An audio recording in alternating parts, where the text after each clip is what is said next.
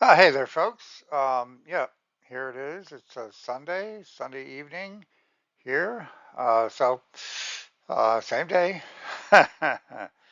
Anyway, yeah, I'm on the headphones, microphone. Hopefully, this is going to do something better on the sound. I noticed that I apologize for the fact that, it seemed like my voice is kind of like fading out there a little bit. Now that, like I'm away from the microphone, it just doesn't, whatever, But anyway, that's kind of where it is. Plus, I'm still saying, um, yeah, it's going to take me a while. So anyway, uh, tonight, I do have some questions about what has gone on.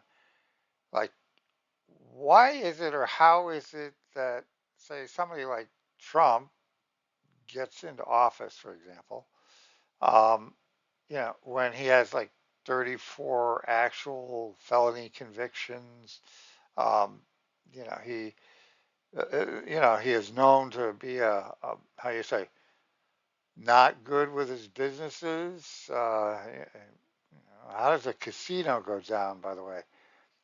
Anyway, um, and he instituted or, basically instigated the January 6th, insurrection at the Capitol building, which of course everybody knows about. I mean, how could you not? And somehow, along the path here, you know, with his felonies and the convictions and the insurrections and now his infidelities, uh, so, all of these kind of things coming out, God forbid. But it's there, and right now the Department of Justice and his administration and the Republican Congress as well is hiding it, hiding the fact that he is very much likely to have committed like felony in felony infidelities with some younger folk girls type. So you know now, as for myself, it's like back in 1978, I was out sowing my oats. I was on leave of the military at the time. It's like January, middle of the winter. And I'm sowing my oats. That means, I'm just, drunken, whatever, getting behind the wheel of a car, which I didn't belong, and, had an accident. Uh, it was my mother's car, of all things. Uh, and you know, wrecked the car. Uh, yeah, the cops. This is up at Shenango Forks in New York State, just outside of Binghamton. Why I was, joyriding in the middle of the night, thinking it was a great idea, all tanked up. Hey, Uh, however, well, there I was, a stupid dumb jerk doing what stupid dumb jerks do as a kid, sowing your oats. Anyway, um, what happened then, was that the state police came, wrecker came, all of that stuff.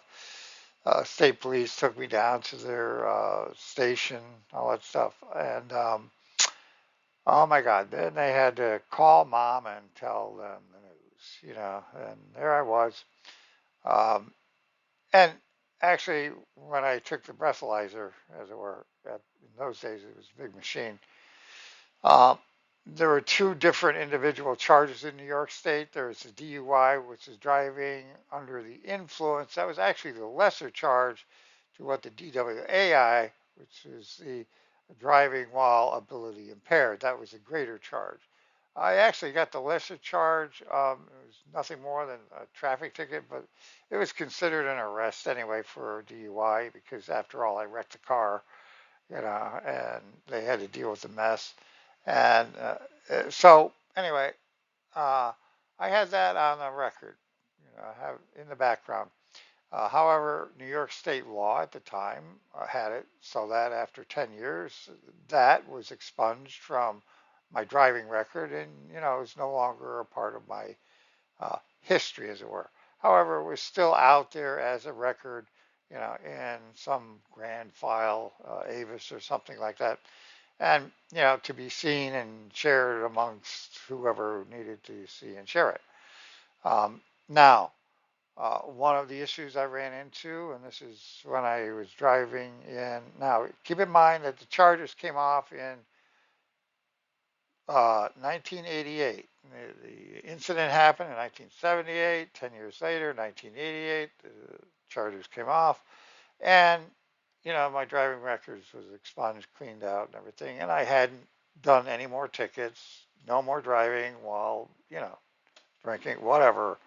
I mean, it's just, and I went to like, rehab and several years of, individual counseling, group counseling, all of that stuff. My rehab was at Clearbrook Manor outside of Wilkes-Barre, Pennsylvania. And, whereas the 2 years of counseling, 2.5 actually about, was at ACBC in Binghamton, New York, and all that stuff. So, that's the addiction counseling services of Broome County. So anyway, there is that. I mean, I atoned for all of my ills, my sins, and everything like that. I was like, okay, I owned up to it, took full responsibility of everything. And, you know, so how in the world, you know, here's the thing, you know, in 1996, 97, I had worked for like Transtar. I got my uh, Class A license driving tractor trailer in the 1990s. And in 1997, circa about that, I got a job offer from a company called Martine out of Oswego, New York. Now, there was a flatbed company, and I kind of liked the idea, maybe like, let's do some flatbed. And it was really nice, virtual, dedicated almost, trips.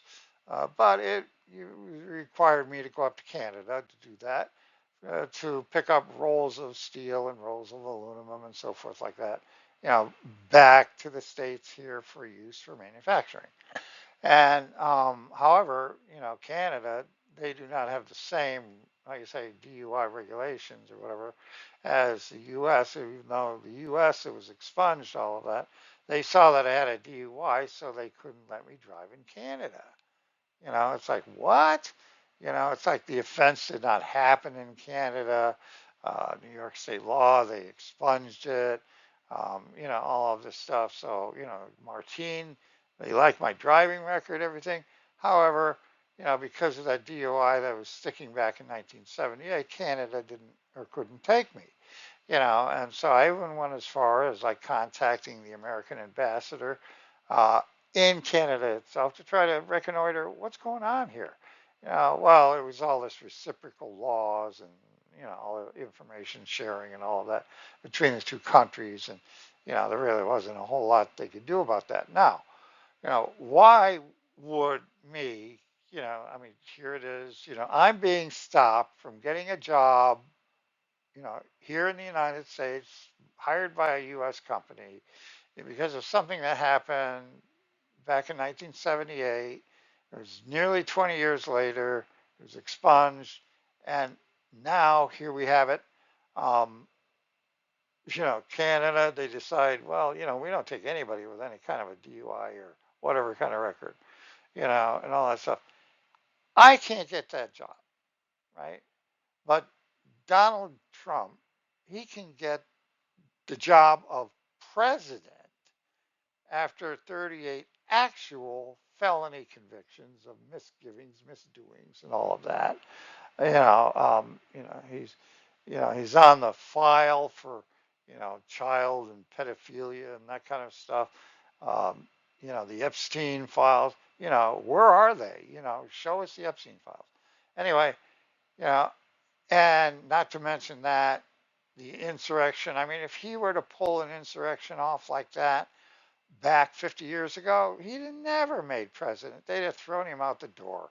But now, there's this cozy little relationship going on with the whole, Republican Party and, And let me mention that the Democrats are very silent about what's going on here, so their silence is complicitation as far as I'm concerned.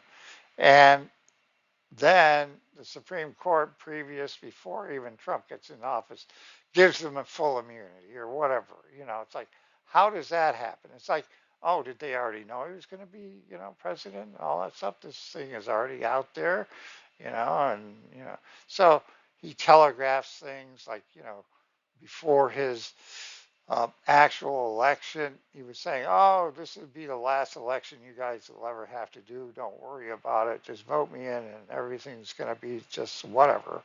And people didn't listen to that, but I did. It's like this guy's saying that. It's like there's not going to be any more elections. How? What?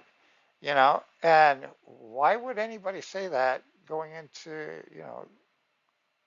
before the voting? It just doesn't. It was just it went out. I just like really, don't vote for the guy. It's like anybody who says that before an election, wants to be president. There's some shady dealing going on there somehow. Anyway, the Supreme Court backs him. The Republicans back him. His administration are hiding shit. And here it is, Democrats are virtually silent, and I don't know what's going on. So the big question is the dichotomy, here we have on one side, somebody, a private individual like myself, who ran into trouble just being a stupid idiot, you know, and can't get a regular job, right? But this guy over here, this Trump guy, he commits all kinds of every kind of heinous, every fucking thing. Sorry about the language. Anyway, um, and he gets the president. He gets to be president, and 77 million people don't mind to the fact that he's been a con man all his life. They just and they saw the insurrection. They hear his how do you say obfuscations and lies and his mistruths of what it was saying. I mean, everything he said before the election is not what he's doing after the election. So he just it was a con job. So I don't know. That's kind of where it is. I hope the sound is better on this. I know that this issue is abounding everywhere, but I just wanted to compare and contrast the fact that, hey, it's like, there are some of us that have committed even minor offenses that don't seem to get even regular jobs. And then you got this guy who is doing all this major stuff, and they hand him the White House. How does that happen? So anyway, that's kind of my take on the thing for this evening. And, it's kind of been on my mind to say, and I hope everybody understands it and that, whatever I've said here is coming out cognitively a little bit better, I hope. And, I'm getting better at this maybe. And so let's, hope that the 2026 elections actually occur. And, we've got to have some straight shooter out there that's being honest, forthright, and transparent about what's going on here with our government. And, because otherwise, if we go down the road of like fascism or whatever like that, it's going to be a long road to hoe to come out of that. So, and it probably will be several generations to do so. And usually they don't end well. That means it's not usually a peaceful transfer back. So that's kind of my take on it. Hope everybody does well this evening, and peace, love, and care to you all. And let us see where we go, and let us pray that the better angels of our nature comes forth over the next couple years. So let it be.